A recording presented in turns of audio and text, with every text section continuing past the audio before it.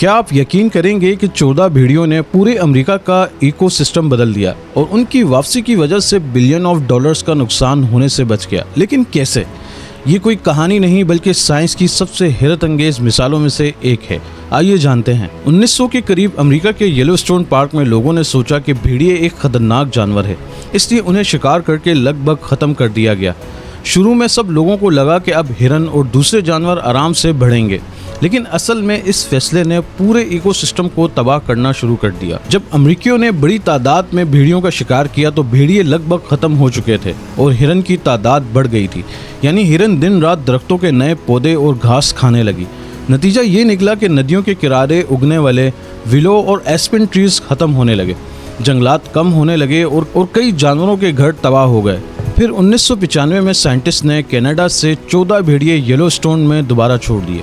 کسی نے نہیں سوچا تھا کہ اتنے کم بھیڑیے اتنا بڑا فرق پیدا کر دیں گے، لیکن کچھ ہی سالوں میں پورا ایکو سسٹم بدلنا شروع ہو گیا۔ بھیڑیوں نے ہرن کا شکار کرنا شروع کیا، اس سے ہرن کی تعداد ہی کم نہیں ہوئی بلکہ ان کے رویہ ہی بدل گیا۔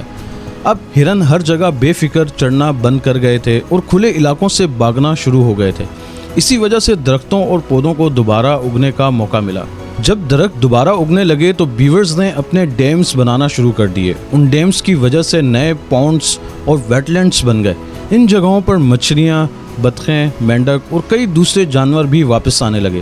جنگلات میں پرندوں کی تعداد بھی بڑھ گئی، یعنی صرف بھیڑیوں کی واپسی سے پوری فوڈ چین کو دوبارہ زندہ کر دیا گیا۔ سب سے حیرت کی بات یہ تھی کہ ندیوں کا فلو بھی بدل گیا۔ درختوں کی جڑوں نے مٹی کو مضبوطی سے پکڑ لیا، اس سے ریور بنکس ٹوٹنا کم ہو گئے اور پانی کا راستہ زیادہ سٹیبل ہو گیا۔ سائنس اس پروسیس کو تھروپک کیسکیڈ کہتی ہے، یعنی ایک ٹاپ پیریڈیٹر کی واپسی نے پورے ایکو سسٹم کو بیلنس کر دیا۔ ہیلتھی فارسٹ اور ویٹ لینڈ فلوڈ کنٹرول میں مدد کرتے ہیں۔ صاف پانی، زیادہ وائلڈ لائف اور ٹورزم کی وجہ سے لوکل اکنامی کو بہت فائدہ ہوا۔